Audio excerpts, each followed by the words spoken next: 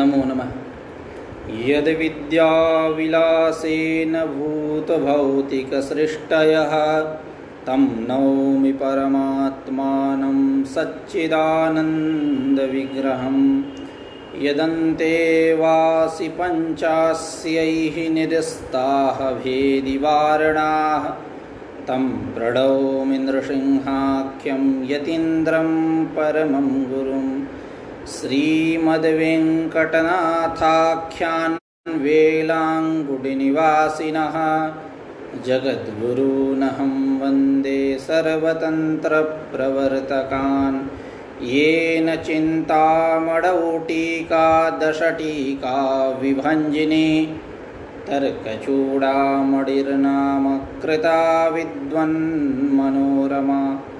तेन बोधाय मन्दानां वेदान्तार्थावलम्बिने धर्मराजाध्वरीन्द्रेण परिभाषा वितन्यते। इस संस्कृतम भारतम नामक आमुख पटल समूह पर आज पुनः एक बार वेदांत की चर्चा के लिए हम सब यहाँ उपस्थित हुए हैं। इस चर्चा सत्र में उपस्थित आप सभी दक्षों का, विद्वानों का, सुधीजनों का मैं डॉक्टर धीरज कुमार पांडे हार्दिक स्वागत, अभिनंदन एवं वंदन करता हूँ। जैसा कि हम लोग अनुपलब्धि प्रमाण की चर्चा कर रहे हैं, इस चर्चा क्रम में चर्चा करते करते हम लोग अभाव पदार्थ की चर्चा कर रहे हैं। यानी सचा भाव चतुर्विधा, प्राग भाव, प्रध्वंसा भाव, अत्यंता भाव, अन्योन्या भावश्चेति। इन चार प्रकार के अभावों में प्राग भाव और प्रध्वंसा भाव, इसकी चर्चा हम लोग कल तक कर चुके। आज हम लोग अत्यंता भाव और अन्योन्या भाव इत्यादि विषयों की भी चर्चा करेंगे। उस चर्चा क्रम में हम लोग यहाँ तक पहुँचे थे, अधिष्ठानावशेषो ही नासः कल्पित वस्तुनः। यानी कल्पित वस्तु का जब नाश हो जाता है, जो आरोपित वस्तु है उसका जब नाश हो जाता है तो अधिष्ठान ही बचता है। जैसे सुक्ति रूप्य जो रजत, प्रातिभाषिक जो रजत, जो सुक्ति में प्रतीत हो रहा है रजत, झूठ मूठ का मिथ्या रूप जो रजत है, उस रजत का नाश होने पर इदम अवच्छिन्न चैतन्यमेव, इदम अवच्छिन्न चैतन्य ही बचता है। अर्थात उसका नाश जो है तद्रूप ही है, इदम अवच्छिन्न चैतन्य रूप ही है। ऐसा चर्चा हम लोगों ने कल तक किया था। आज अत्यंता भाव की चर्चा करते हुए ग्रंथकार धर्मराजा ध्वरीन्द्र कह रहे हैं, यत्र अधिकरणे यस्य कालत्रयेपि अभावः स्वत्यंता भावः। उदाहरण में दे रहे हैं, यथा वायु रूपात्यंता भाव, वायु में रूप का अत्यंता भाव लक्षण घटाते हैं। यत्राधिकरणे यानी वायु में रूप का अत्यंता भाव सिद्ध करना है। किसमें? तो वायु में। तो वायु यहाँ अधिकरण पदवाच्यता को प्राप्त करता है। तो यत्राधिकरणे वायु यस्य रूपादेहे, रूपस्य प्रकृतस्थल में रूपस्य कालत्रयेपि अभाव, यानी वायु में न भूतकाल में रूप था, न वर्तमान काल में रूप है, न भविष्य में होगा ही। इस प्रकार कालत्रयेपि अभावः, यह अभावः सह अत्यंता भावः, उस अभाव को हम अत्यंता भाव कहते हैं। और यह जो अत्यंता भाव है, यह भी घटादि के समान ध्वंस प्रतियोगी ही है। जिस प्रकार घटादि, घटपट मठ इत्यादि, यहाँ घट शब्द उपलक्षण है, तो घटपट मठ इत्यादि जो है ध्वंस प्रतियोगी हैं, ठीक उसी प्रकार यह अत्यंता भाव भी ध्वंस प्रतियोगी ही है। अत्यंता भाव का स्वरूप क्या है, प्रतीति का विषय क्या है? तो नेति नेति, इदम नेति, इदम नेति, इदम नेति इत्यादि, यह जो नहीं, ये इदम इदम नेति प्रतीति विषय यहाँ अन्योन्या भाव। अन्योन्या भाव जो आप लोग तर्क संग्रह से सुपरिचित होंगे ही। वहाँ कहते हैं कि तादात्म्य संबंधावच्छिन्न प्रतियोगिता का भाव। जैसे पटो न घटः, घटः पटो नेति इत्यादि, अर्थात इदम इदम नेति जो प्रतीति का विषय है यह नहीं है, घट पट नहीं है, पट घट नहीं है इत्यादि, इदम इदम नेति प्रतीति का जो विषय है उसको हम बोलते हैं अन्योन्याभाव। और उस अन्योन्याभाव के कई नाम हैं, विभाग, भेद, पृथक्त्व। लेकिन भेद के अतिरिक्त अन्योन्याभाव को स्वीकार करने में कोई प्रमाण नहीं है। इसी बात को ग्रंथकार कह रहे हैं, अयमेव विभागः अयमेव अन्योन्याभावः विभागः भेदः पृथक्त्वं चेत् व्यवह्रियते इत्यादि नामों से जाना जाता है। भेदातिरिक्त विभागाद प्रमाणाभावात्, भेद के अतिरिक्त विभाग, भेद और पृथक्त्व इत्यादि नामों से जाना जाता है। तो भेद के अतिरिक्त यानी विभाग रूप से, पृथक्त्व रूप से इत्यादि रूपों से, विभाग से भेदातिरिक्तादौ, भेदातिरिक्त विभागादौ, भेदातिरिक्त विभाग आदि को स्वीकार करने में कोई प्रमाण नहीं है। उसके ही यह नाम है। वो मतलब यूँ कह लें, इसको अन्योन्याभाव को विभाग, भेद, पृथक्त्व नाम से जाना जाता है। इसका मतलब ये नहीं कि विभाग अलग है, पृथक्त्व अलग है, भेद अलग है, ऐसा नहीं है। विभाग, भेदातिरिक्त विभाग आदि में कोई प्रमाण नहीं है। और यह जो अन्योन्याभाव है यह सादी भी है और अनादि भी है। सादी भी है और अनादि भी है, यानी अधिकरण जब सादी रहेगा तो यह सादी होगा अन्योन्या भाव, अधिकरण जब अनादि रहेगा तो यह अन्योन्या भाव अनादि रहेगा। जैसा कि घटे पट भेद, घट में पट का भेद, यह जो घटे पट भेद, घट में पट का भेद, घट क्या है? सादी है। सादित्वम नाम उत्पद्यमानत्वम, जैसा कि हम लोगों ने प्रत्यक्ष परिच्छेद में चर्चा किया था। तन मनो असृजता इत्यादि, उस ब्रह्म ने मन का सृजना किया, मन की सृष्टि किया। तो सादित्वम नाम उत्पद्यमानत्वम, तो घटपट मठ इत्यादि जितने हैं सारे उत्पद्यमान हैं, उत्पत्तिशील हैं। तो अधिकरण जब सादी रहेगा तब यह अन्योन्याभाव सादी शब्द वाच्यता को प्राप्त करेगा, और जब यह अधिकरण अनादि रहेगा तो यह अन्योन्याभाव अनादि शब्द वाच्यता को प्राप्त करेगा। तो पहले सादी का उदाहरण दे रहे हैं, घटे पट भेद और ब्रह्मणि जीव भेद, जीवे ब्रह्म भेद वा। तो अब यहाँ ब्रह्म में जो जीव का भेद है, तो अधिकरण कौन बन रहा है? ब्रह्म। तो वह ब्रह्म जो है अनादि है। अथवा जीवे ब्रह्म भेद, जीव में ब्रह्म भेद, जीव भी अनादि है। षडस्माकम अनादया, 6 हमारे यहाँ अनादि हैं। कौन? जीवेशो विशुद्धाचित तथा जीवेशयोर्विद्या अविद्या तच्चितेर योग षडस्माकम अनादया। कौन कौन? जीव, ईश, ईश्वर, जीवेशो विशुद्धाचित और विशुद्ध चित्त, तथा जीवेशयोर्विद्या, जीव और ईश्वर में भेद, चौथा। 5वां अविद्या, चौथा तच्चितेर योगा, अविद्या का चिति के साथ योग। षडस्माकम अनादि, तो हमारे यहाँ जीव भी अनादि है, ब्रह्म भी अनादि है। तो जीवे ब्रह्म भेद अथवा ब्राह्मण जीव भेद, अधिकरण जो भी आप बनाइए, जब जीव को बना रहे हैं वो भी अनादि है, ब्रह्म को बना रहे हैं वो भी अनादि है। तो अधिकरण के अनादि रहने पर यह जो अन्योन्या भाव है अनादि शब्द वाच्यता को प्राप्त करता है। अधिकरण के सादी होने पर यह अन्योन्या भाव सादी शब्द वाच्यता को प्राप्त करता है। इसी को ग्रंथकार अपने शब्दावली में कह रहे हैं अन्योन्या अत्यंता भाव और अन्योन्या भाव के विषय में। यत्राधिकरणे यस्य कालत्रयेपि भावः सोत्यंता भावः यथा वायौ रूपात्यंता भावः, वायु में रूप का अत्यंता भाव, सोपि घटादिवध्वंस प्रतियोगी एवं, यह अत्यंता भाव जो है घटादि के समान, जिस प्रकार घटादि ध्वंस का प्रतियोगी है ठीक उसी प्रकार यह अत्यंता भाव भी घटादि के समान ध्वंस का प्रतियोगी ही है।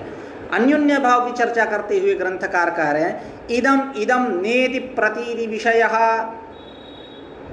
इदम इदम नेति अर्थात पटो न घटः, घटः पटो नेति वा।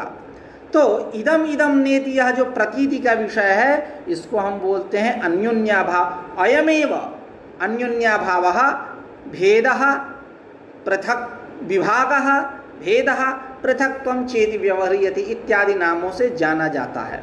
भेदातिरिक्त विभागादि प्रमाणाभावात्, भेदातिरिक्त विभागादि में कोई प्रमाण नहीं है। ये नहीं कि अन्योन्य भाव के कई भेद हो गए, ऐसा नहीं है। इत्यादि शब्द वाच्यता को प्राप्त करता है, इन नामों से जाना जाता है।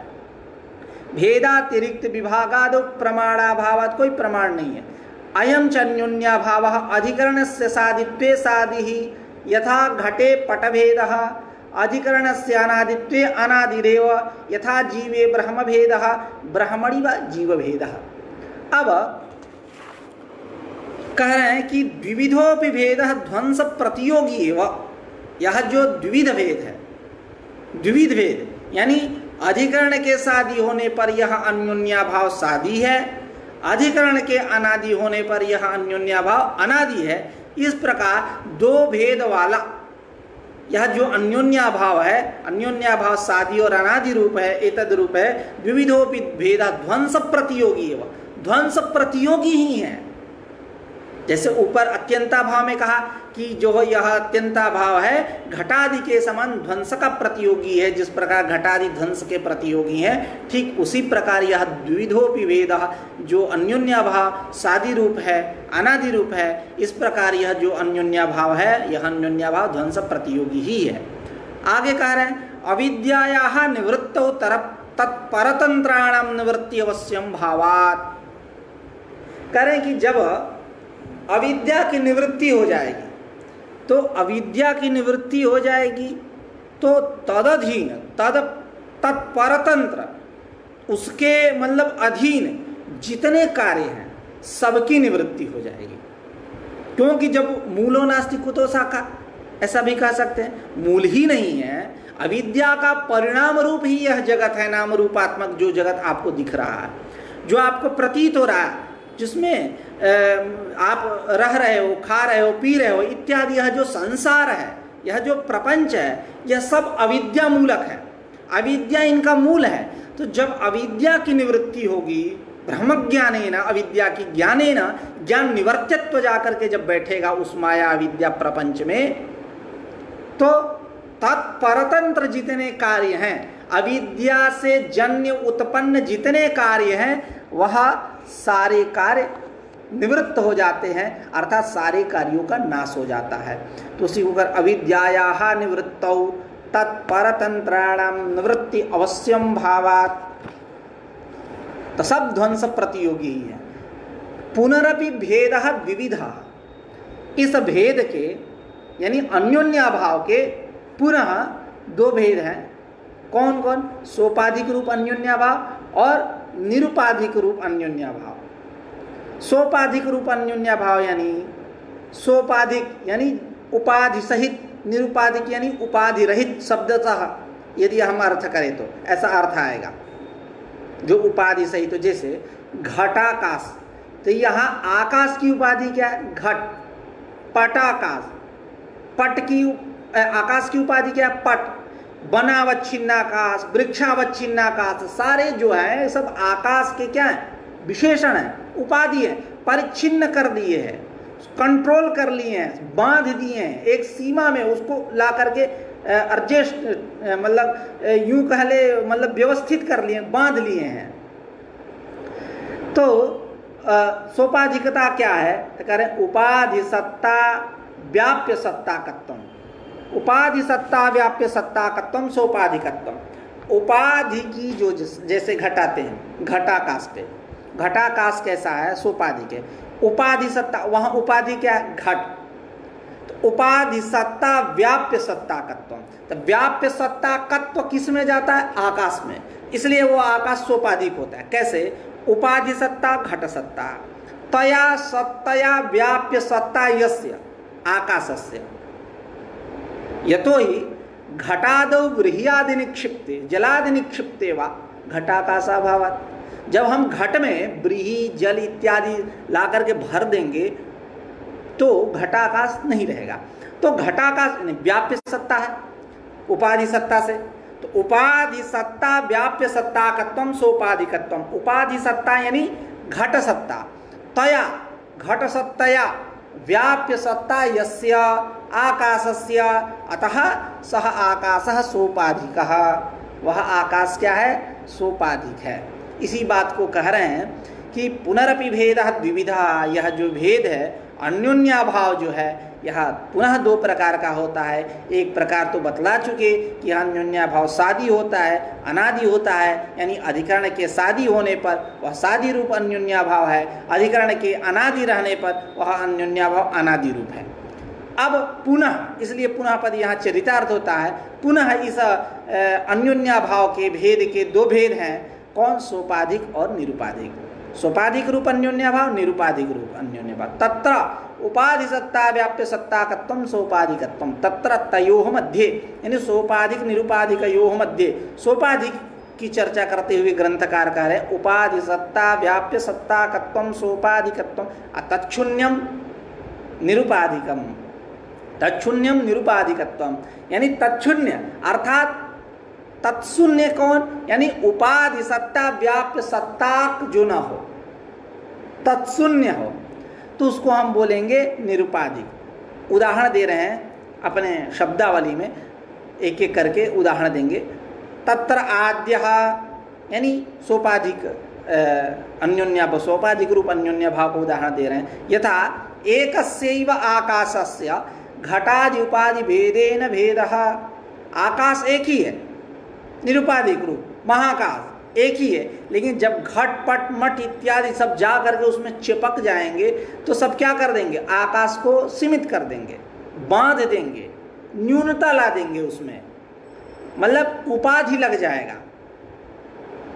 तो एकस्यैव आकाशस्य, महाकाशस्य यहाँ लेंगे, एकस्यैव आकाशस्य यानी महाकाशस्य, घटादि उपाधि भेदेन भेदः, घटादि उपाधि भेद से भेद, यह घटाकाश है, यह पटाकाश है, यह मठाकाश है इत्यादि। यथा वा एकस्यैव सूर्यस्य जलभाजन भेदेन भेदः, सूर्य एक ही है लेकिन जलभाजन भेद से नाना प्रतीत होता है।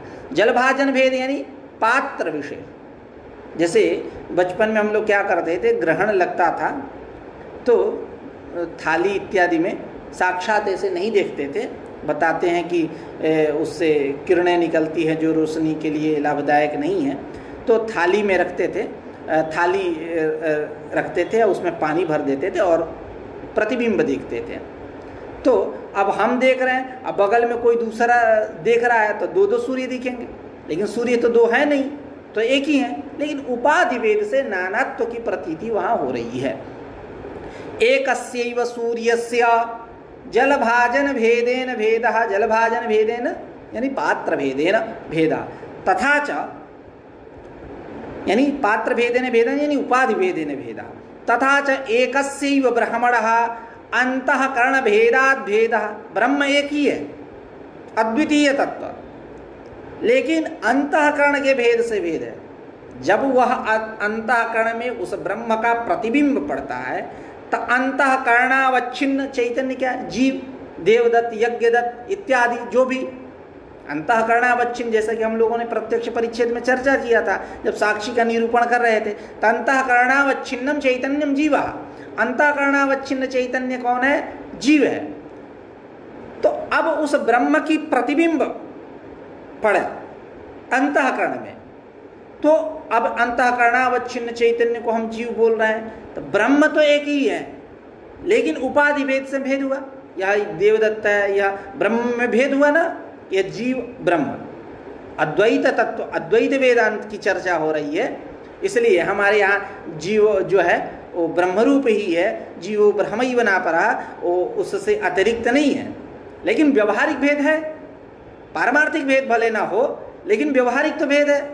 तो उसी को कह रहे हैं कि तथा च एकस्यैव ब्रह्मणः, ब्रह्म एक ही है लेकिन अंतःकरण भेदात् भेदा, अंतःकरण के भेद से उसमें भिन्नता है, नानात्व की प्रतीति हो रही है कि अंतःकरणावच्छिन्न चैतन्य जो है वह जीव है, देवदत्त, यज्ञदत्त, विष्णुदत्त, प्रेमदत्त, मोहन दत्त, जितने दत्त है सब, संजय दत्त इत्यादि। एकस्यैव ब्रह्मणः अंतःकरण भेदात् भेदः, यह सोपाधिक भेद हुआ।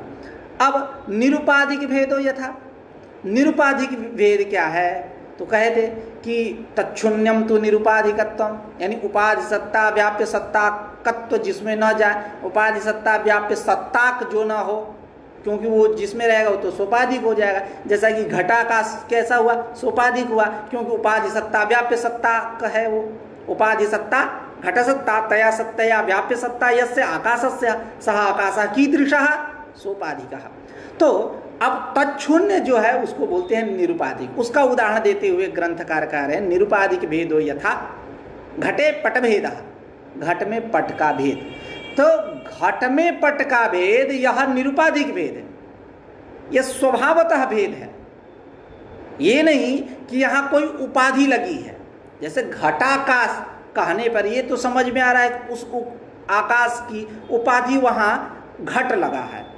घटाकाश, पटाकाश, मठाकाश इत्यादि जो निरुपाधिक आकाश है, उस आकाश में ले जाकर के घटपट मठ को जोड़ रहे हैं और उसको परिच्छिन्न कर रहे हैं, व्याप्य कर रहे हैं, व्याप्य सत्ताक ले जा रहे हैं आकाश में। इसलिए घटाकाश, पटाकाश, मठाकाश, घटपट मठ इत्यादि उपाधि भेद से क्या हुआ? परिच्छिन्न हुआ, मतलब सोपाधिक हुआ आकाश।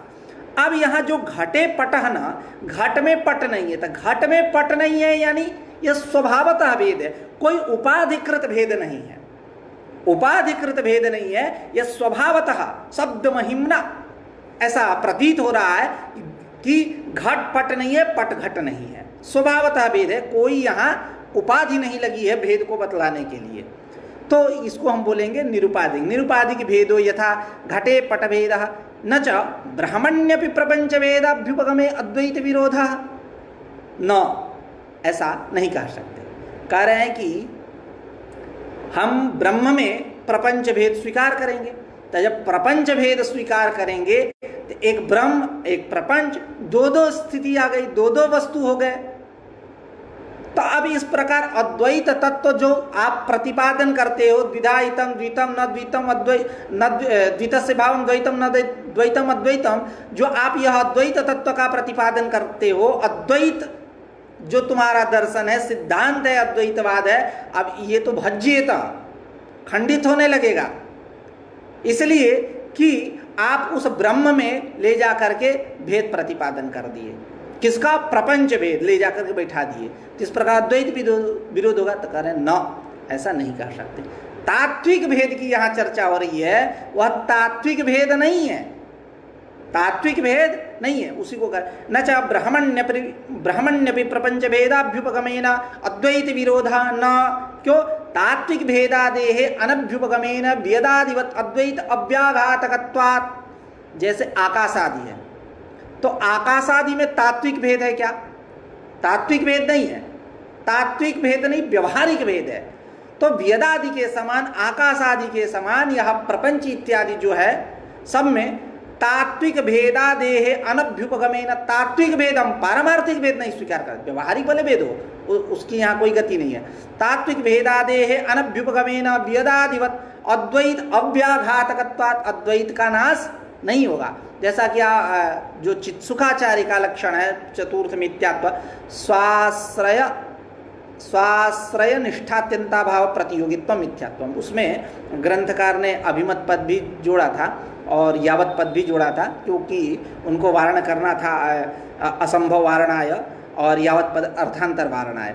तो जब हम लोग उसका लक्षण घटा रहे थे तो स्वम प्रपंच, जिसमें हमें मिथ्यात्व सिद्ध करना है, स्वम प्रपंच तदाश्रयत्वेन अभिमतम ब्रह्म, तदाश्रय तो कभी नहीं हो सकता, ब्रह्म उस प्रपंच का आश्रय कभी किसी काल में नहीं हो सकता, लेकिन अभिमत हो सकता है। इसलिए ग्रंथकार यहाँ अभिमत पद का निवेश करते हैं। खैर, चित्सुखाचार्य को अभिमत पद इष्ट नहीं है। आप जब अद्वैत सिद्धि देखेंगे तो वहाँ अभिमत पद इत्यादि की चर्चा नहीं है। तो स्वम प्रपंच, जिसमें हमें मिथ्यात्व सिद्ध करना, स्वम प्रपंच तदाश्रयत्वेन अभिमतम ब्रह्म तन्निष्ठात्यंता भावः ब्रह्मणि प्रपंचो नास्ति, प्रपंचो नास्ति। फिर आगे हम लोग चर्चा किए थे पारमार्थिकत्वेन, पारमार्थिकत्वावच्छिन्न प्रतियोगिता का भाव, ऐसा हम विशेषण दिए थे। नहीं, ब्रह्म में प्रपंच नहीं है, नहीं पारमार्थिक दृष्टिया प्रपंच नहीं है। वही बात, वही पैटर्न यहाँ समझिए, तात्विक भेदादेहे अनभ्युपगमेना। आप सबको शायद याद होगा, ये चर्चा हम लोगों ने अनुमान प्रकरण में किया है। तो स्वम, फिर से एक बार, स्वम प्रपंचः तदाश्रयत्वेन अभिमतं ब्रह्म तन्निष्ठात्यन्ताभावः यावत् तन्निष्ठात्यन्ताभावः इह ब्रह्मणि प्रपंचो नास्ति इत्यात्मकात्यन्ताभावः तत्प्रतियोगी प्रपंच प्रतियोगित्वम प्रपंचे।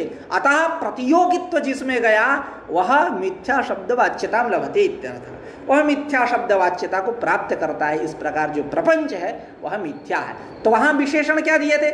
पारमार्थिकत्वावच्छिन्न, पारमार्थिकत्वावच्छिन्न प्रतियोगिता का भाव, अर्थात पारमार्थिक दृष्टिया इस ब्रह्म में प्रपंच नहीं है। वही कह रहे हैं कि जो आप अद्वैत विरोध बता रहे हो, अद्वैत विरोध नहीं है।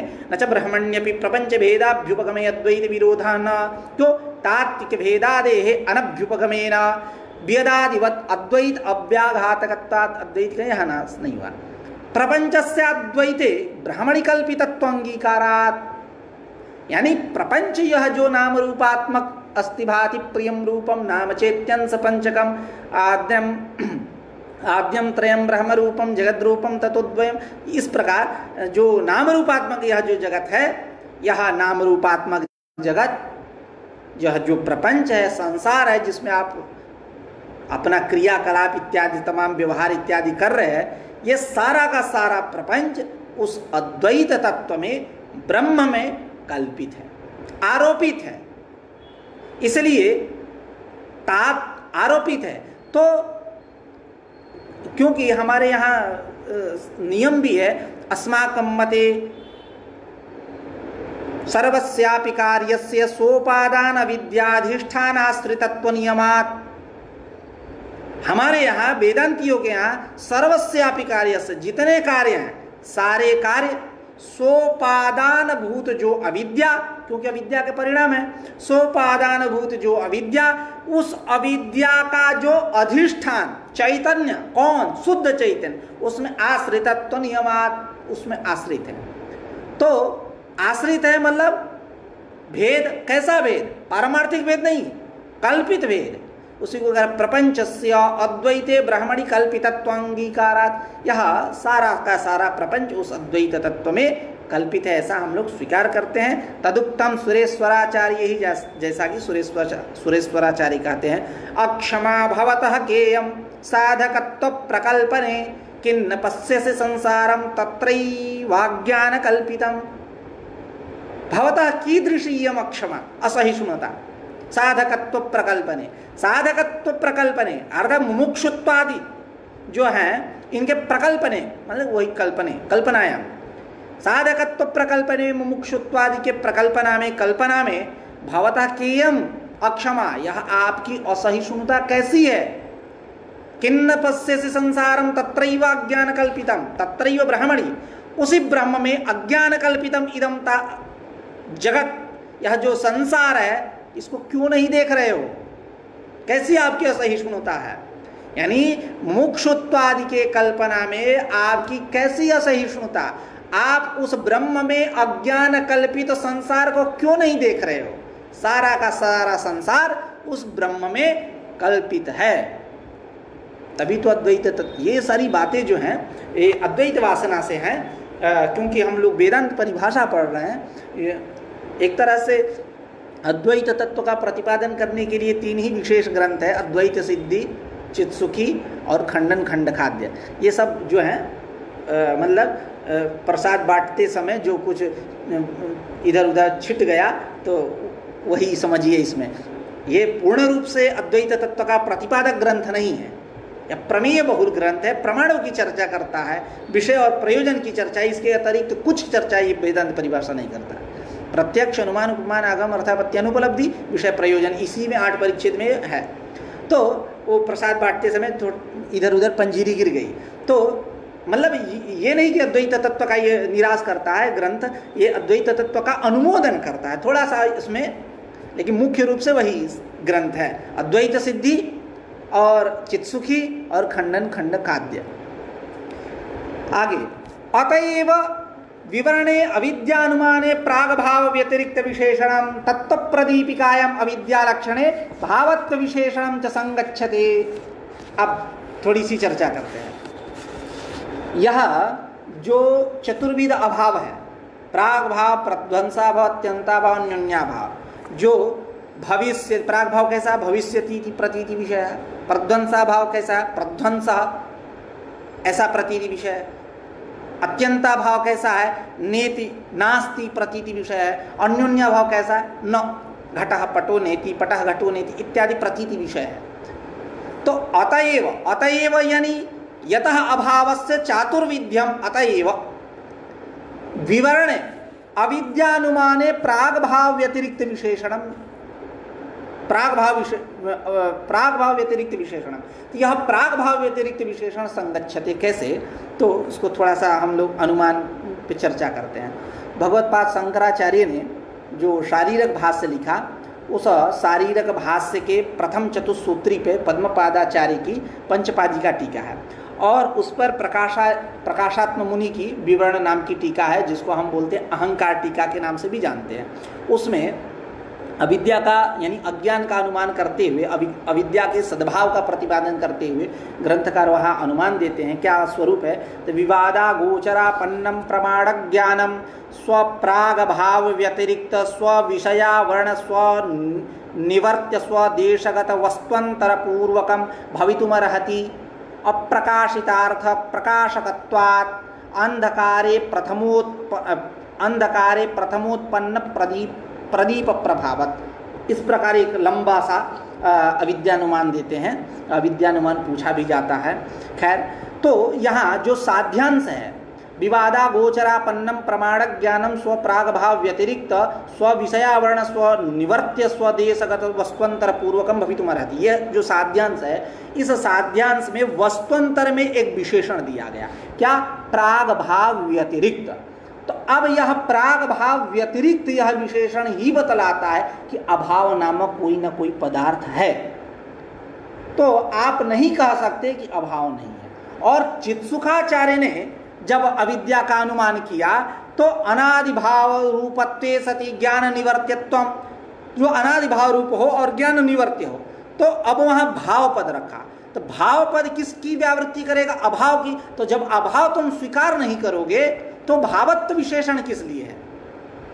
एतावता यह चतुर्विध अभाव की प्राग भाव, प्रध्वंसा भाव, अत्यंता भाव, अन्योन्या भाव की सिद्धि होती है। केवल इतना ही यहाँ प्रतिपाद्य विषय है। आपको विशेष जानकारी लेना है तो आप चित्सुखी इत्यादि ग्रंथ, विवरण इत्यादि ग्रंथ में स्थल पे जाकर के देख सकते हैं, अविद्यानुमान देख सकते हैं, एक एक पद का अर्थ कर सकते हैं। केवल ग्राह्यांश इतने हैं। और यदि विशेष जानने की इच्छा होगी तो आप हमको कमेंट करके बताइएगा, किसी विशेष दिन इसकी चर्चा करेंगे।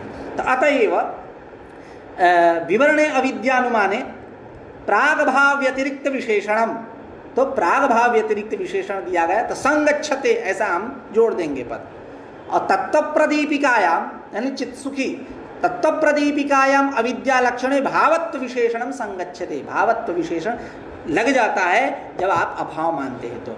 एवं चतुर्विध अभावानाम योग्यानुपलब्ध्या प्रतीति ही, इस प्रकार जो चतुर्विधा भाव है, प्राग भाव, प्रध्वंसा भाव, अत्यंता भाव, अन्योन्या भाव, इस प्रकार जो चतुर्विधा भाव है, अर्थात भविष्यति, प्रध्वंसः, नास्ति, न इत्यादि प्रतीति का जो विषय, चतुर्विध जो अभाव है, इन चतुर्विध अभावों का योग्यानुपलब्ध्या प्रतीति, योग्य अनुपलब्धि के द्वारा प्रतीति होती है। योग्यानुपलब्धि यानी योग्याचासौ अनुपलब्धिश्चेति, योग्यानुपलब्धि, उसके विषय में हम लोग समास के ऊपर चर्चा किए थे कि योग्य से प्रतियोगिनः अनुपलब्धि योग्यानुपलब्धि, अथवा योग्याधिकरणे प्रतियोगी अनुपलब्धि। इसका समाधान करते हुए दोष देते हुए आए कि षष्ठी में दिक्कत है कि पिशाचादि भेद, स्तंभो न पिशाच, यहाँ पिशाचादि भेद का प्रत्यक्ष नहीं हो पाएगा। और आत्मा में जब सप्तमी पक्ष मानेंगे तो आत्मा में धर्मा जो है, धर्मादि के अभाव का भी प्रत्यक्ष होने लगेगा। ऐसा हम लोगों ने एक दिन चर्चा किया था। हाँ, धर्मादि अभाव से अभी प्रत्यक्षता पत्ते है, प्रत्यक्ष होने लगे, क्योंकि आत्मा जो है पूर्व पक्षी के यहाँ प्रत्यक्ष है, उसमें मानस प्रत्यक्ष है, ऐसा मानते हैं। तो योग तो सिद्धांत क्या बनाए थे, क्या समास किए थे, योग्याचासौ अनुपलब्धिश्चेति योग्यानुपलब्धि। तो अनुपलब्धेर योग्यता का, अनुपलब्धि की योग्यता क्या है, तो ग्रंथकार कहे थे तर्कित प्रतियोगी सत्व प्रसंजित प्रतियोगिकत्व, यही अनुपलब्धि की योग्यता है। एवं चतुर्विधा भावानां प्राग भाव, प्रध्वंसा भाव, अत्यंता भाव, अन्योन्या भाव, इस प्रकार जो चतुर्विधा भाव हैं, इन चतुर्विध अभावों का योग्यानुपलब्धि के द्वारा प्रतीति साक्षात तो होता है। तत्र अनुपलब्धिर्मानांतरम, इस प्रकार अभाव प्रतीति में अनुपलब्धि एक स्वतंत्र प्रमाण है, एक पृथक प्रमाण है। अब ये अनुपलब्धि की चर्चा हुई। अब हम लोग चर्चा करेंगे प्रामाण्य के ऊपर। प्रामाण्य का स्वतस्व परतस्व, हम लोग स्वतः प्रामाण्यवादी हैं, हम लोग यानी वेदांती, और आप लोग भी, मतलब आप सब वेदांत का अध्ययन कर रहे हैं, इसलिए आप सब भी यहाँ क्या बोलते हैं, स्वतः प्रामाण्यवादी हैं।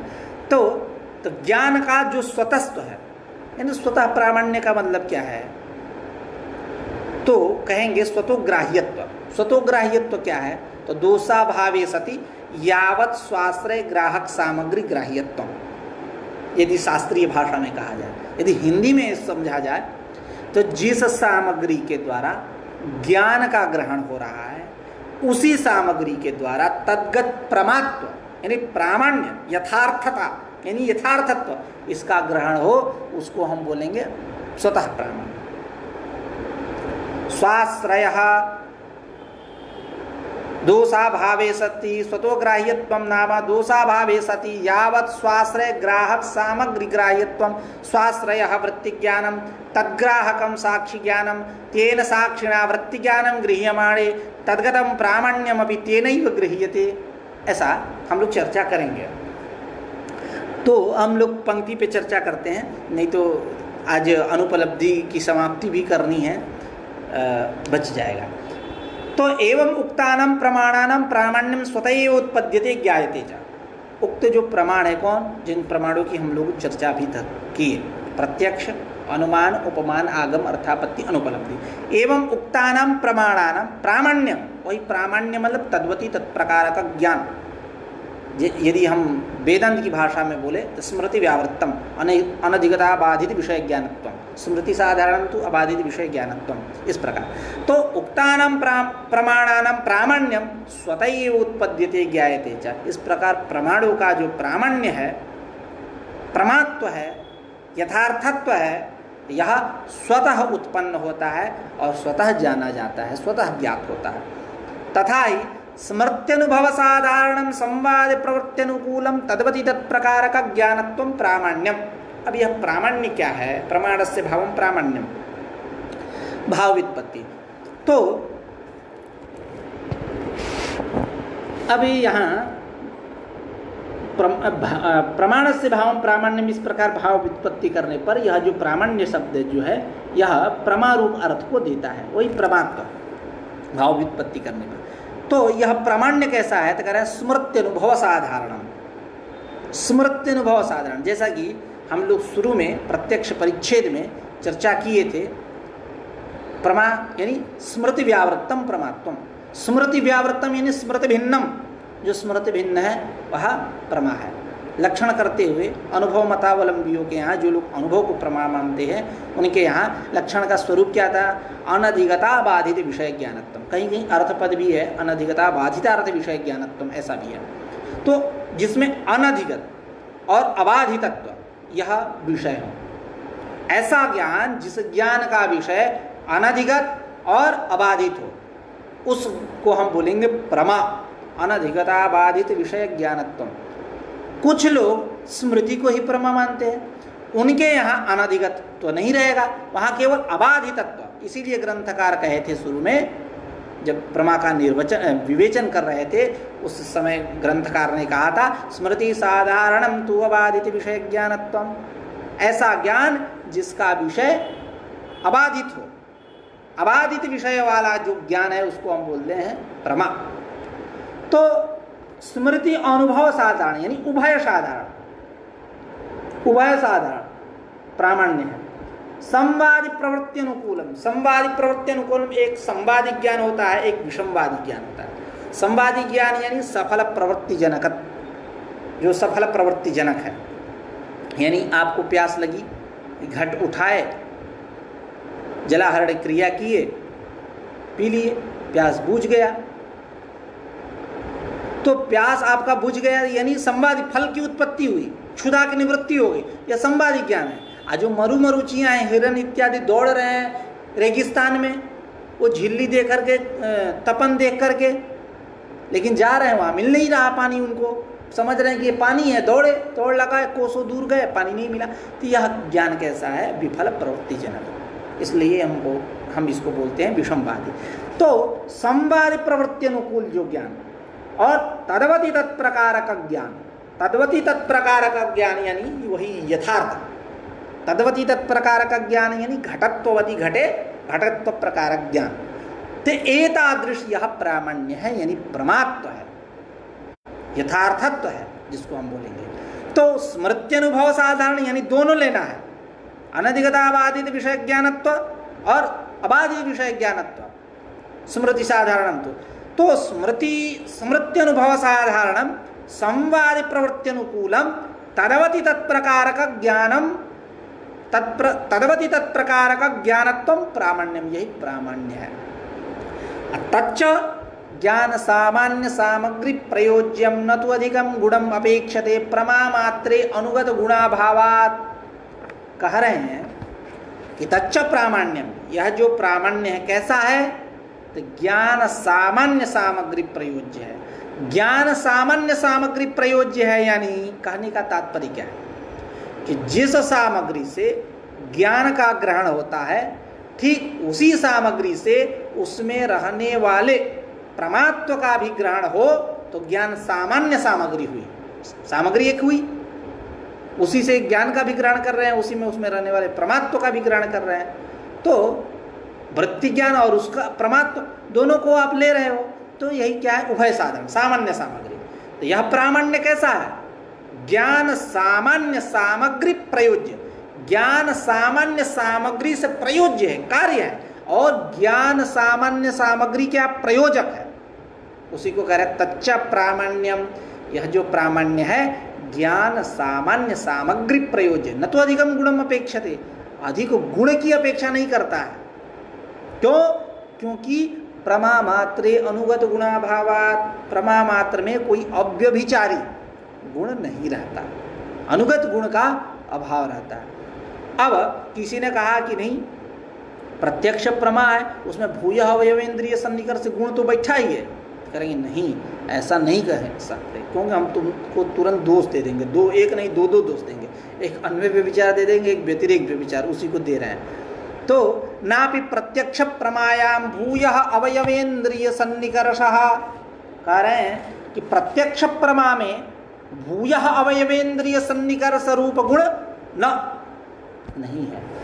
कह रहे हैं कि नापि प्रत्यक्ष प्रमायाम भूय अवयवेंद्रिय सन्निकर्षः, प्रत्यक्ष प्रमा में भूय अवयवेंद्रिय सन्निकर्ष, बार बार विषय के साथ इंद्रिय का सन्निकर्ष होना, यही भूय अवयवेंद्रिय सन्निकर्ष है। तो प्रत्यक्ष प्रमा में भूय अवयवेंद्रिय सन्निकर्ष नहीं है। तो दो एक अन्वय व्यभिचार, व्यतिरेक व्यभिचार। पहले व्यतिरेक व्यभिचार दे रहे हैं। तो व्यतिरेक व्यभिचारी तद्भावे तद्भाव, यत्र भूय अवयवेंद्रिय सन्निकर्षा भाव तत्र प्रत्यक्षता भाव, ऐसा होना चाहिए। जहाँ भूय अवयवेंद्रिय सन्निकर्ष नहीं है वहाँ प्रत्यक्ष भी नहीं है, ऐसा होना चाहिए। लेकिन रूपादि प्रत्यक्ष, आत्मा प्रत्यक्ष, इनमें कहाँ भूय अवयवेंद्रिय सन्निकर्ष, लेकिन प्रत्यक्ष तो होता है। अन्वय व्यभिचार हुआ, रूपादि प्रत्यक्षे आत्म प्रत्यक्षे च तद्भावात्, यानी भूय अवयवेंद्रिय सन्निकर्षा भाव हो गया व्यतिरेक व्यभिचार। अन्वय व्यभिचार यानी तत्सत्वे तत्सत्ता, अर्थात यत्र भूय अवयवेंद्रिय सन्निकर्षा तत्र प्रत्यक्षत्व। तो ऐसा कहेंगे तो पीतः शंखः, तो पीतः शंखः यानी यह शंख कैसा? पीला है। तो शंख के साथ हजारों बार भूय अवयवेंद्रिय सन्निकर्ष हुआ, लेकिन क्या ज्ञान हुआ? पीतः शंखः। पीतः शंखः यानी यह शंख पीला है, पीलिया के कारण समझ गया, जॉन्डिस हो गया था उसको, शंख को पीला समझ गया। शंख पीला थोड़े होता है, शुक्ल होता है। तो पीता शंख यह जो प्रत्यय है, यह प्रत्यय कैसा? भ्रम है, भ्रम रूप है। तो अन्वय व्यभिचार यानी यत्र भूय अवयवेंद्रिय सन्निकर्ष तत्र प्रत्यक्षत्वम, तो यहाँ प्रत्यक्ष नहीं भ्रम हो गया। तो कह रहा सत्यपि तस्मिन्, सत्यपि तस्मिन् यानी भूय अवयवेंद्रिय सन्निकर्षः सत्यपि तस्मिन् पीतः शंखः इति प्रत्यय से भ्रमत्वाच्च, यह प्रत्यय जो ज्ञान है यह कैसा है? भ्रम है। इस प्रकार व्यतिरेक व्यभिचार और अन्य व्यभिचार दे दिए। तो जो आप कह रहे थे पूर्व पक्षी कि प्रत्यक्ष प्रमा में भूयः अवयवेन्द्रिय सन्निकर्षः यह गुण है, तो ना भी प्रत्यक्ष प्रमायाम भूयः अवयवेन्द्रिय सन्निकर्ष, प्रत्यक्ष प्रमा में भूयः अवयवेन्द्रिय सन्निकर्ष रूप गुण नहीं है, क्योंकि मानेंगे दोष दे दिए, व्यतिरेक व्यभिचार अन्य व्यभिचार। रूपादि प्रत्यक्षे आत्म प्रत्यक्षेत तदभावात् भूयः अवयवेन्द्रिय सन्निकर्षः भावः सत्यपि तस्मिन् भूयः अवयवेन्द्रिय सन्निकर्षः सत्यपि तस्मिन् पीतः संग इति प्रत्ययस्य भ्रमत्वाच्च। अतएव न सल्लिंग परामर्शादिकम अपि अनुमित्यादि प्रमायाम गुणः। कह रहे हैं कि अतएव यानी अन्वय व्यतिरेक व्यभिचारादेव, अन्वय व्यतिरेक व्यभिचार होने से ही जो सल्लिंग परामर्शादिक हैं, यानी अनुमान की बात हो रही है, तृतीय लिंग परामर्श, जो सल्लिंग परामर्श मतलब वही लिंग परामर्श शायद परामर्श ही है इनका कहना। अतएव यानी अन्वय व्यतिरेक व्यभिचारादेव स्वीकारादेव सल्लिंग परामर्शादिकम जो है, परामर्शादि जो है अनुमित्यादि प्रमायम न गुणः, अनुमित्यादि प्रमा में यह गुण नहीं है। क्यों? असल्लिंग परामर्शादि स्थलेपि विषयाबाधेन अनुमित्यादेह प्रमात्वात्। कह रहे हैं कि जहाँ लिंग परामर्श नहीं है, यहाँ सल्लिंग परामर्श नहीं है, सल्लिंग परामर्शा भाव स्थल में भी विषयाबाधेन, विषय का बाध नहीं होता है, किसी प्रकार के विषय का बाध नहीं होता, विषय का बाध न होते हुए भी अनुमित्यादि में प्रमा है, प्रमाद तो है ही, तो क्या दिक्कत है? तो सल्लिंग इत्यादि परामर्श जो है यहाँ गुण के रूप में नहीं है, अनुमित्यादि के प्रमा के गुण के रूप में नहीं है। तो कह रहे हैं कि सल्लिंग परामर्शादिकम अपि अनुमित्यादि प्रमायाम न गुणः, असल्लिंग परामर्शादि जो है अनुमित्यादि प्रमा में गुण नहीं है, क्योंकि असल्लिंग परामर्शादि स्थल में भी विषय का बाध न होने से अनुमित्यादि प्रमा में प्रमात्व है। न चैवम अप्रमापि प्रमा स्यात् ज्ञान सामान्य सामग्र्या अविशेषात् इति वाच्यम न वाच्यम। कह रहे हैं कि ज्ञान जनक सामग्री जो है वह ज्ञान जनक सामग्री प्रामाण्य का जनक है, तो अप्रमा भी प्रमा क्यों अप्रमा भी प्रमा हो जाएगी? क्योंकि उस भ्रमस्थल में ज्ञान सामान्य सामग्री एक ही है। यानी ज्ञान सामान्य सामग्री के विषय में हम लोग चर्चा किए थे कि जिसके द्वारा, जिस सामग्री के द्वारा ज्ञान का ग्रहण हो रहा है, उसी सामग्री के द्वारा यदि तद्गत प्रमात्व का भी ग्रहण हो रहा है तो हम बोलते हैं उसको ज्ञान सामान्य सामग्री, यानी उभय साधारण हो गई ना, वृत्ति ज्ञान का भी प्रमात्व का भी उसी सामग्री से ग्रहण हो रहा है। तो ज्ञान जनक जो सामग्री, वह ज्ञान जनक सामग्री प्रामाण्य का यानी प्रमात्व का, यथार्थत्व का भी जनक है। इस प्रकार अप्रमा भी प्रमा हो जाएगी, क्योंकि भ्रमस्थल में ज्ञान सामग्री जो है वह एक ही है। इस प्रकार अप्रमा भी प्रमा स्यात्, अप्रमा भी प्रमा हो जाएगी। क्यों? ज्ञान सामान्य सामग्र्या विशेषात्, ज्ञान सामान्य सामग्री में अविशेषात्, कोई विशेषता नहीं, सामान्यत वही सामग्री, एक ही सामग्री है। तो एवं अप्रमा भी प्रमा स्यात् ज्ञान सामान्य सामग्र्या विशेषात् इति वाच्यम न वाच्यम, नहीं कह सकते। क्यों? दोषाभावस्यापि हेतुत्व अंगीकारात्, वहाँ दोषाभाव भी हेतुत्वेन अंगीकार है। ये केवल ज्ञान सामान्य सामग्री नहीं, दोषाभाव भी, दोष का अभाव, तो दोष का अभाव हेतुत्वेन स्वीकार है। अप्रमा में क्या बैठा है? दोष। भ्रमस्थल में क्या है? दोष। इसलिए दोषाभाव भी जो है हेतुत्वेन अंगीकारात्, हेतु के रूप में अंगीकार किया गया है। इस प्रकार अप्रमा जो है प्रमा नहीं है। न चैवं परतस्त्वमिति वाच्यम न वाच्यम आगंतुक भाव कारणापेक्षायामेव परतस्त्वाम। परतस्त्वात् कह रहे हैं कि प्रमा में परतस्त्व आ जाएगा, प्रमा में परतस्त्व आ जाएगा, यानी प्रतिबंध का भाव जो है वह प्रतिबंध का भाव कार्य के प्रति कारण होता है। किसी भी प्रतिबंधक का न रहना कार्योत्पत्ति में सुगमता है, कार्योत्पत्ति हो जाती है। यानी प्रतिबंध का भाव कार्य के उत्पत्ति में कारण है, जनक में उत्पत्ति में कारण है। इस प्रकार दोषाभाव भी क्या है, कार्योत्पत्ति में जनक है। तो प्रमा में परतस्त्वम, परतस्त्व आ जाएगा, परतस्त्व आ जाएगा, यानी जो प्रमा है हमारे यहाँ वेदांत योग है उसमें स्वतः प्रामाण्य है, तो अब उसमें परतस्त्व आ गया। तो आप ऐसा नहीं कह सकते, क्यों? क्योंकि दोषा भाव भी जो हुआ कार्योत्पत्ति में हेतु हुआ, तो नहीं कह सकते। न चैवम परतस्त्वम, मतलब प्रमायाम, प्रमा में परतस्त्व आ जाएगा, आप ऐसा नहीं कह सकते, क्योंकि आगंतुक भाव कारणापेक्षायाम एव परतस्त्वात्, आगंतुक भाव, आगंतुक भाव कारण की अपेक्षा में ही परतस्त्व आता है, ऐसे परतस्त्व नहीं आएगा। आप जो कह रहे हो कि प्रतिबंध का भाव जो है वह कार्योत्पत्ति में हेतु है, कार्योत्पत्ति के प्रति जनक है, इस प्रकार दोषा भाव भी कार्योत्पत्ति में क्या होगा, जनक हो गए, तथात्वेन अंगीकार करेंगे, तब प्रमा में भी परतस्त्व आ जाएगा। क्योंकि अब दोषा भाव कह रहे हैं, तो दोषा भाव, ये परतः ज्ञान हुआ, तो दोषा भाव भी जिस प्रकार प्रतिबंध का भाव कार्योत्पत्ति में हेतु है, ठीक उसी प्रकार दोषा भाव भी दोषा भाव भी कार्योत्पत्ति में हेतु है। इस प्रकार दोषा भाव जो है, जो कह रहे हैं, तो इस प्रकार परतः आया, तब प्रमा भी क्या हो गई, परतः, दोषा भाव घटित प्रमा। इस प्रकार प्रमा में परतस्त्व आ जाएगा, तो नहीं कह सकते, क्यों कि आगंतुक भाव कारणापेक्षायाम एव परतस्त्वात्, आगंतुक कारण, आगंतुक भाव कारण की अपेक्षा होने पर ही परतस्त्व आता है, ऐसे परतस्त्व नहीं आता। ज्ञायते च प्रामाण्यम स्वतः, यह जो प्रामाण्य है स्वतः ज्ञायते, स्वतोग्राह्यत्व क्या है, तो कह रहा स्वतोग्राह्यत्वं च दोषा भावे सति यावत् स्वाश्रय ग्राहक सामग्री ग्राह्यत्वम, यावत् स्वाश्रय ग्राहक सामग्री ग्राह्यत्व। अब यावत् स्वाश्रय ग्राहक सामग्री ग्राह्यत्व का मतलब क्या है, उसी को ग्रंथकार अपने शब्दावली में कह रहे हैं कि स्वाश्रय यानी वृत्ति ज्ञान, स्व यानी प्रमा, उसका आश्रय कौन होगा, वृत्ति ज्ञान। स्व पद से किसको लेंगे, प्रमा को, उसका आश्रय कौन होगा, वृत्ति ज्ञान।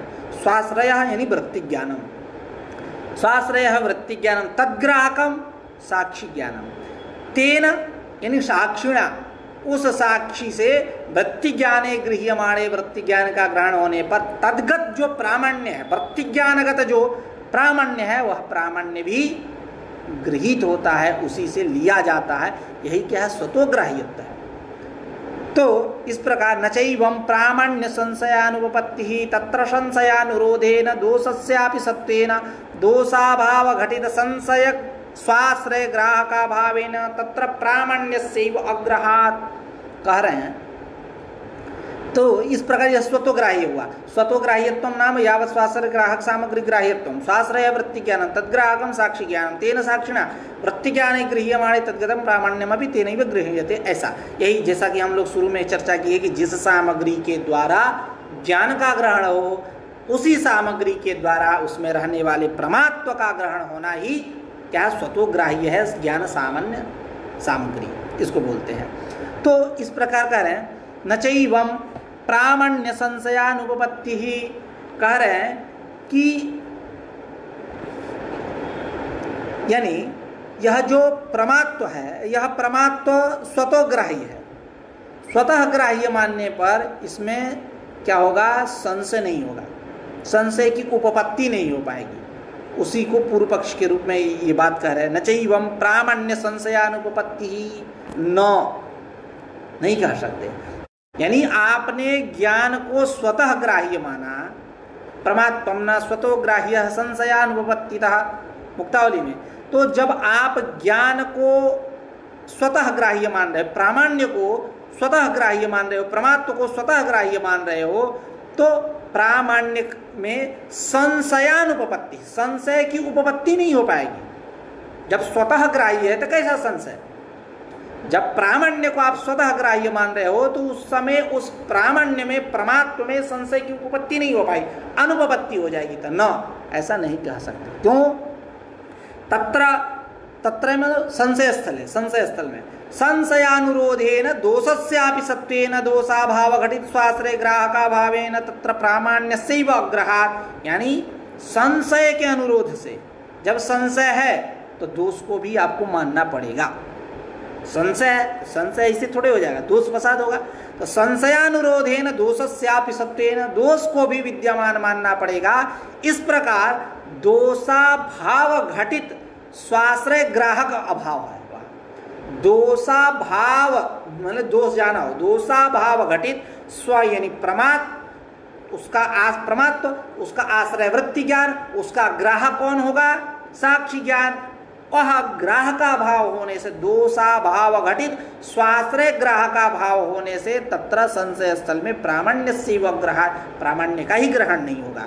तो जो इस प्रकार जो आपने पूर्व पक्ष किया था कि प्रामाण्य को स्वतः ग्राह्य मानने पर उसमें संशय की उपपत्ति नहीं हो पाएगी, अनुपपत्ति होगी, तो आप ऐसा नहीं कह सकते, क्योंकि संशय के अनुरोध से दोष को भी मानना होगा। और जब दोष को मानेंगे तो दोषाभाव घटित जो स्वाश्रय ग्राहक है सामग्री, उसका अभाव रहेगा। जब दोष रहेगा तो दोषाभाव घटित स्वाश्रय ग्राहक सामग्री, स्व यानी प्रमात्व, उसका जो आश्रय ग्राहक वृत्ति ज्ञान, उसका आश्रय वृत्ति ज्ञान, उसका ग्राहक साक्षी ज्ञान। तो स्वाश्रय जब दोष है तो स्वाश्रय ग्राहक सामग्री का अभाव होने से प्रामाण्य से व अग्रहात, प्रामाण्य का ही ग्रहण नहीं होगा। यदवा, यदवा करके स्वतस्व के विषय में कह रहे हैं ग्रंथकार। यावत् स्वाश्रय ग्राहक ग्राह्यत्व योग्यत्वं स्वतस्त्वम् संशय स्थले प्रामाण्य से उक्त योग्यता सत्वेपि दोषवशेन अग्रहात् न संशयानुपपत्ति ही। कह रहे हैं कि यावत् स्वाश्रय ग्राहक ग्राह्यत्व योग्यत्वं स्वतस्त्वम्, यानी सेम वही बात, केवल योग्यत्व पद दे दिए। यावत् मतलब समस्त, स्वाश्रय स्व यानी प्रमात्व यानी प्रामाण्य, उसका आश्रय वृत्ति ज्ञान, उसका ग्राहक साक्षी ज्ञान, उससे उस ग्राहक से ग्राह्य होने की योग्यता रखना, यही स्वतस्थ है। योग्यता रखना, योग्यता पर्यंत धावन की है, यही इस लक्षण का विशेषता है। तो यावत् स्वाश्रय ग्राहक ग्राह्यत्व योग्यत्वम स्वतस्त्वम, यही स्वतः है। स्व यानी प्रमाद प्रामाण्य, उसका आश्रय वृत्ति ज्ञान, उसका ग्राहक साक्षी ज्ञान, उस साक्षी ज्ञान से ग्राहक से ग्राह्य होने की योग्यता रखना स्वतस्व। संशय स्थल में क्या होगा? प्रामाण्य से योग्य उक्त योग्यता सत्वेपि, वहाँ प्रामाण्य की यह स्वाश्रय ग्राहक ग्राह्यत्व योग्यत्व उक्त योग्यता होने पर भी, प्रामाण्य से उक्त योग्यता सत्वेपि दोषवशेन, दोष भी है वहाँ, संशय है तो दोष रहेगा ही, दोषवशेन अग्रहात, ग्रहण न होने से न संशयानुपपत्ति ही, संशय की अनुपपत्ति नहीं होगी, संशय की उपपत्ति हो जाएगी। जो आप कह रहे थे कि संशय की उपपत्ति नहीं हो पाएगी। और अप्रामाण्य पे आ रहे हैं, अप्रामाण्य कैसा? परतः है, उसको करें अप्रामाण्यम तो न ज्ञान सामान्य सामग्री प्रयोज्यम। जो अप्रामाण्य है, अप्रामाण्य मतलब अयथार्थत्व, अप्रमाणत्व, यह जो है ज्ञान सामान्य सामग्री प्रयोज्य नहीं, प्रामाण्य ज्ञान सामान्य सामग्री प्रयोज्य है। ज्ञान सामान्य सामग्री प्रयोज्य यानी जिस सामग्री के द्वारा ज्ञान हो रहा है, ठीक उसी सामग्री, जिस सामग्री के द्वारा वृत्ति ज्ञान हो रहा है, उसी सामग्री के द्वारा उसमें रहने वाले प्रमात्व का भी ग्रहण हो रहा है, तो ज्ञान सामान्य सामग्री है। वो ज्ञान सामान्य सामग्री से प्रयोज्य कार्य है वो प्रमा। यह जो अप्रमा है, अप्रामाण्य है, अप्रमात्व है, अयथार्थत्व है, यह ज्ञान सामान्य सामग्री प्रयोज्य नहीं है, इसी बात को कह रहे हैं। अर्थात स्वतः ग्राह्यता वहाँ नहीं है। अप्रामाण्यम तो न ज्ञान सामान्य सामग्री प्रयोज्यम प्रमायाम अपि अप्रामाण्यपत्य, ऐसा मानेंगे। यदि अप्रमा को भी हम ज्ञान सामान्य सामग्री प्रयोज्य मानेंगे तो प्रमायाम अपि अप्रामाण्यापत्य, प्रमा में भी अप्रामाण्यापत्ति हो जाएगी, क्योंकि ज्ञान सामान्य सामग्री प्रयोज्य यह हुआ, ज्ञान सामान्य सामग्री प्रयोज्य वह भी है प्रमात्व। तो अब भेद कैसा? तो प्रमा में भी अप्रामाण्यापत्ति आ जाएगी। इसलिए यह अप्रामाण्य जो है ज्ञान सामान्य सामग्री प्रयोज्य नहीं है, वह केवल प्रमात्व जो है, प्रामाण्य जो है वह ज्ञान सामान्य सामग्री प्रयोज्य है। उसी को करें अप्रामाण्यम तो न ज्ञान सामान्य सामग्री प्रयोज्यम, यह ज्ञान सामान्य सामग्री प्रयोज्य नहीं है, अर्थात स्वयं उत्पन्न नहीं है, स्वतोग्राह्य नहीं है। नहीं तो ऐसा मानेंगे, ज्ञान सामान्य सामग्री प्रयोज्य मानेंगे अप्रामाण्य को, अप्रमात्व को, तो प्रमायाम अपि अप्रामाण्यापत्ति है, प्रमा में भी अप्रामाण्यापत्ति आ जाएगी, वो ज्ञान सामान्य सामग्री प्रयोज्य। तो है क्या अप्रामाण्य, कैसा है? किंतु दोष प्रयोज्यम, दोष का कार्य है यह अप्रमा। यह अप्रमात्व जो है, अप्रामाण्य जो है, यह दोष प्रयोज्य है। नापि अप्रामाण्यम यावत् स्वाश्रय ग्राहक ग्राह्यम, और यह जो अप्रामाण्य है यानी अयथार्थत्व, अप्रमात्व, यह जो अप्रामाण्य है, यावत् स्वाश्रय ग्राहक ग्राह्यम न, स्व वृत्ति ज्ञान तदाश्रय, स्व, हाँ, स्व यानी प्रमात्व, उसका आश्रय वृत्ति ज्ञान, तद्ग्राहक साक्षी ज्ञान, उस साक्षी ज्ञान से ग्राह्य अप्रामाण्य नहीं है।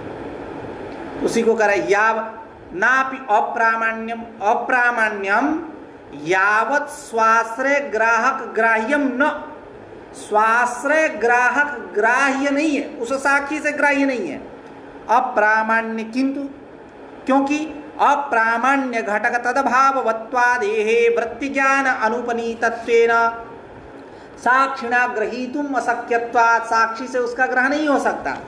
क्या? तो अप्रामाण्य, अप्रामाण्य मतलब तद्भाववती तत्प्रकारक ज्ञानम, सुक्तौ इदम रजतम, रजतत्वा भाववती सुक्तौ रजतत्व प्रकारकम ज्ञानम, यही तो क्या है? अयथार्थ अनुभव है, अयथार्थ है, अप्रामाण्य है, अप्रमात्व है। तो यह जो अप्रामाण्य है, यह अप्रामाण्य स्वाश्रय ग्राहक ग्राह्य नहीं है। क्योंकि है कैसा? तो अप्रामाण्य घटक तदभाववत्वादि, अप्रामाण्य घटक जो तदभाववत्वादि यानी तद, क्यों लक्षण क्या बनाए थे?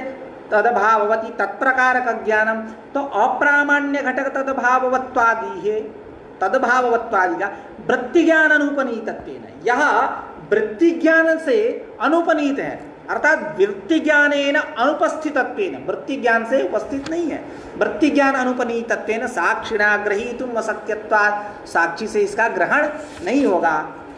इसलिए फलित हुआ कि यह अप्रामाण्यम यावत् स्वाश्रय ग्राहक ग्राह्यत्वम, यह अप्रामाण्य जो है स्वाश्रय ग्राहक ग्राह्य नहीं है, स्व प्रमात्व अप्रामाण्य इस स्थल में, स्व अप्रामाण्य, उसका आश्रय वृत्ति ज्ञान, उसका ग्राहक साक्षी ज्ञान उससे ग्राह्य नहीं है, यह अप्रामाण्य। तो फलित हुआ यह अप्रामाण्य स्वाश्रय ग्राहक ग्राह्य नहीं है, क्योंकि अप्रामाण्य घटक जो तद्भाववत्वादि है, तद्भाववती तत्प्रकार का ज्ञान, तद्भाववत्वादि जो है, यह वृत्ति ज्ञान से अनुपस्थित होने से साक्षी ज्ञान से इनका ग्रहण नहीं हो सकता। किंतु है कैसे यह अप्रामाण्य? किंतु विषमवादी प्रवृत्त्यादि लिंगकानुमित्यादि विषयः इति परतः एव अप्रामाण्यम उत्पद्यते ज्ञायते च। कह रहे हैं विषमवादी प्रवृत्ति ज्ञान यानी विफल प्रवृत्ति जनक, एक अनुमान का स्वरूप बना देंगे, इदम ज्ञानम अप्रामाण्यम विफल प्रवृत्ति जनकत्वात्। यह ज्ञान कैसा है? अप्रामाण्य है, अयथार्थ है, विफल प्रवृत्ति जनक होने से। तो यह अप्रामाण्य कैसा है? किंतु विषमवादी यानी विफल प्रवृत्ति जनक जो ज्ञान है उसको विषमवादी, जैसे मरु चीज। तो किंतु विषमवादी प्रवृत्त्यादि लिंग का जो अनुमिति, लिंग का क्या लिंग चाहिए ना, अनुमिति में हेतु चाहिए। तो विषमवाद क्या? इदम ज्ञानम अप्रामाण्यम विफल प्रवृत्ति जनकत्वात्, यह ज्ञान अप्रामाण्य है, अयथार्थ है, क्यों? विफल प्रवृत्ति जनक होने के कारण। तो यह अप्रामाण्य कैसा है? विषमवादी प्रवृत्त्यादि लिंग का जो अनुमिति है उस अनुमिति का विषय है, उसी को कह रहे हैं। यह जो अप्रामाण्य है, यह अप्रामाण्य यावत् स्वाश्रय ग्राहक ग्राह्य नहीं है, क्योंकि अप्रामाण्य घटक जो तद्भाववत्वादि है, इनका वृत्ति ज्ञान से अनुपनीत होने से, अनुपस्थित होने से साक्षी ज्ञान से इनका ग्रहण नहीं हो सकता। तो है कैसे? तो विषमवादी प्रवृत्त्यादि लिंग का जो अनुमिति है उस अनुमिति का विषय है यह अप्रामाण्य अयथार्थत्व इति परतः एव अप्रामाण्यम उत्पद्यते ज्ञायते च। इस प्रकार अप्रामाण्य जो है परतः ही उत्पन्न होता है और ज्ञात होता है। तो इस प्रकार ज्ञान का हम लोग स्वतः प्रामाण्य मानते हैं, इसीलिए शुरू में कहे थे एवं उक्तानां प्रमाणानां प्रामाण्यम स्वतः उत्पद्यते ज्ञायते च। प्रमाणों का जो प्रामाण्य स्वतः उत्पन्न होता है और जाना जाता है। स्वतो ग्राह्यत्व नाम यावत् स्वाश्रय ग्राहक सामग्री ग्राह्यत्व, यानी यावत् स्वाश्रय ग्राहक सामग्री ग्राह्यत्व मतलब स्वाश्रय वृत्ति ज्ञानम, उसमें स्वपद का अर्थ प्रमात्व, उसका आश्रय वृत्ति ज्ञान, तो स्वाश्रय वृत्ति ज्ञान तद्ग्राहक साक्षी ज्ञान तेन साक्षिणा वृत्ति ज्ञानम गृह्यमाणे तद्गत प्रामाण्यमपि गृह्यते, अथवा यावत् स्वाश्रय ग्राहक ग्राह्यत्व योग्यत्वम स्वतस्तम।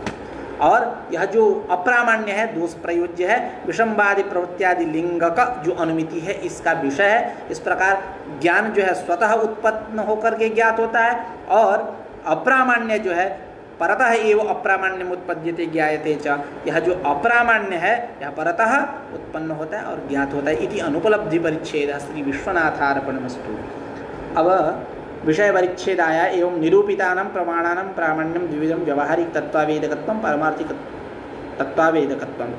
तत्त्वावेदकत्वं चेति इत्यादि विषयों की चर्चा हम लोग कल करेंगे। आज का पाठ यही रखते हैं, कल पुनः एक नई ऊर्जा से मिलते हैं। नमस्कार।